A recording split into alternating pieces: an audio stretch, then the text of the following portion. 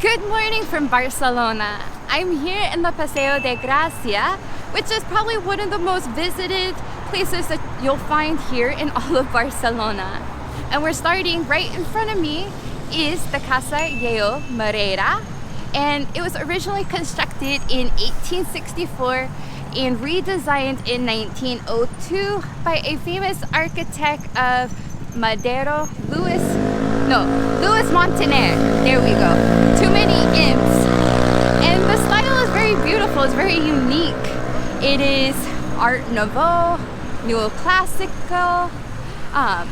But yeah, it's one of three major houses that you should remember here on the street or the block of Discord. And also to note, and you won't see it in the video, and I'm sorry about that, but the blocks here on the street are unlike I've ever seen anywhere. There's these little intricate designs on each and every one of them, and they just kind of flow together.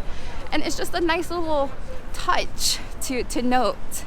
And also, the next place, if you love chocolate as much as me, then you might know this famous chocolatier of Casa Amatller. And this is his beautiful house, or at least the house was originally designed for him.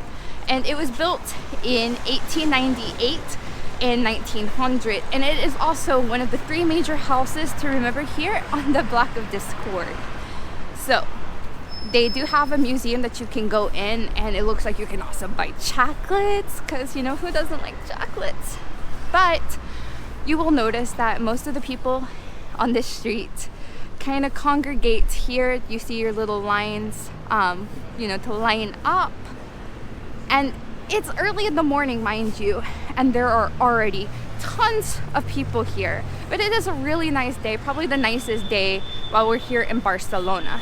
But I will mention, and I probably don't even need to mention, that you know Barcelona, you know their architecture style, you know Gaudi. And this is probably one of his best or most celebrated masterpieces. It is the Casa Batllo, or also known as the House of Bones. And you can see why it gets its name, because a lot of the columns look like bones, and the balconies look like bone type masks because you're looking out into the city. The idea, the art, the mastermind behind it. But also my favorite part is the roof, which is supposed to be arced to look like a dragon. Like, how cool is that?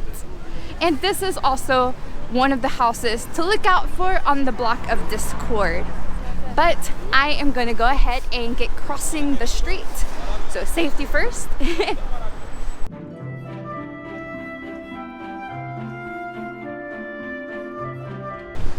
All right, so I've crossed the street. I'm alive. Nobody got hurt. So that's always a good thing. But as I was mentioning at the start of the video, I am on a street called Passeig de Gracia, which in itself is just a work of art. It's not just about the three houses that I've already showed you or the other pieces that I'm going to show you, because a lot of these houses aren't named. Some of them do have plaques that I noticed, and it tells you who the architect was and when it was built or concentrated or when it was redesigned, because there's a lot of that I noticed here as well. But these houses in their own right are worth to look at. They're beautiful.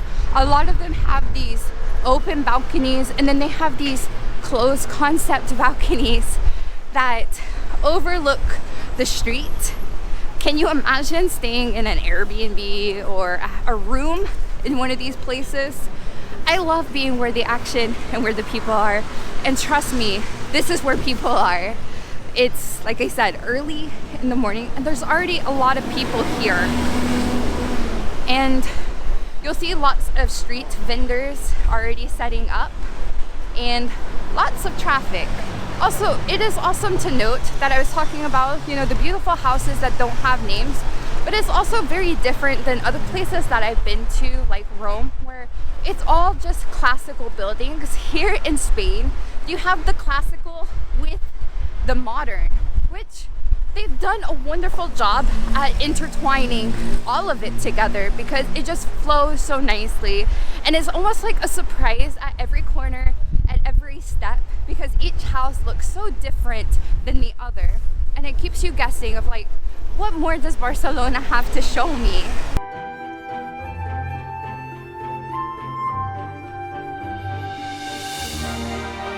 So the next house that we're coming up on is one of Gaudi's also pieces of artwork.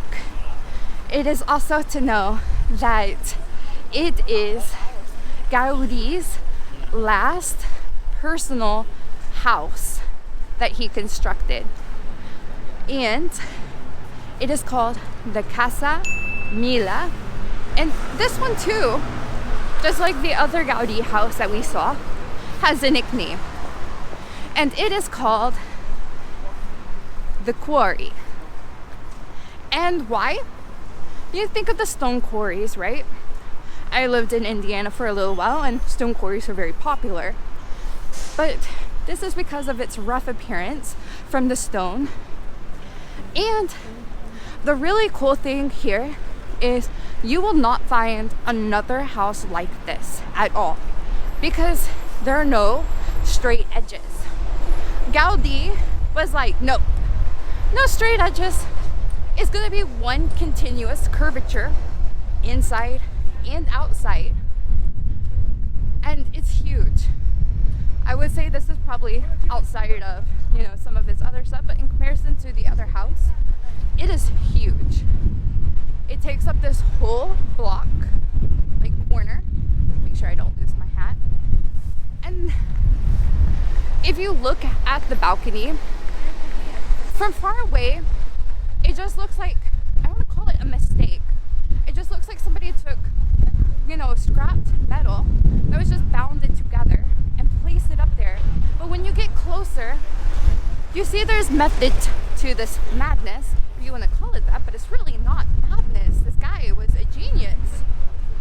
I mean, it's Gaudi. These is, you know, the pieces that you're going to come to Barcelona, and you're definitely going to come here to see. And is what makes the city, or helps make the city, unique. He doesn't have a piece on every single corner here. He has a couple of them, but each and every one of them is definitely worth to check out. But, you know, even now that I'm walking on this side and I'm going, you know, well beyond where we were, but it keeps going. Oh, the door on the side is absolutely beautiful. It reminds me of like not a Hobbit, but like fairies. Because you think of like fairies and you think of like the wood and the trees or something that you would find that way. That in itself is just so pretty. It's just the small details. And that's what you got to pay attention to, is Spain is filled with it. Just all the small details. But I do have one more place to show you, and it's the place that you're not going to want to miss because I haven't even seen it yet, surprisingly. Can you guess what it is? I'll give you a moment. But I am going to go ahead and get walking, and I will see you there. So I just got done walking from all the way down that street, but I have to say that it was definitely worth it, because look what is behind me. Okay, so I know the view is a little obstructed, but luckily you can still see glimpses beyond the trees, and it's winter time, so there's not a lot of leaves.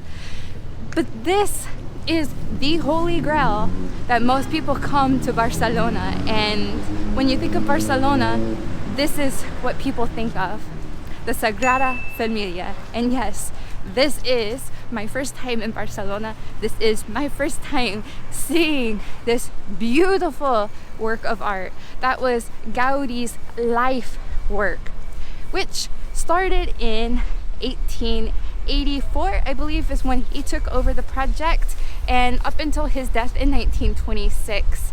And it's not finished. It's still ongoing, and it's not projected to be finished until 2026, which is on the 100th year of his passing. And I should note that while there used to be blueprints and models and everything that Gaudi made himself, during the the Spanish Civil War,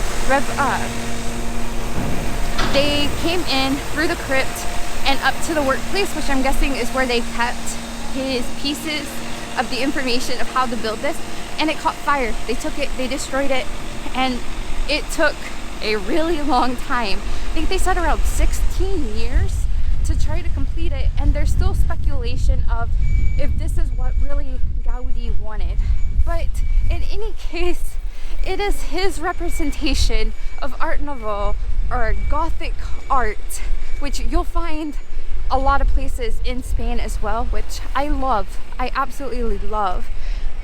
But I can't even begin to describe how freaking huge this is. And also the spires kind of remind me of, you know, the church organs, like the pipes. I don't know the correct terminology for them, so excuse me. But it kind of reminds me of that. And apparently there's supposed to be more that is supposed to be built, which they said is causing a little bit of an issue.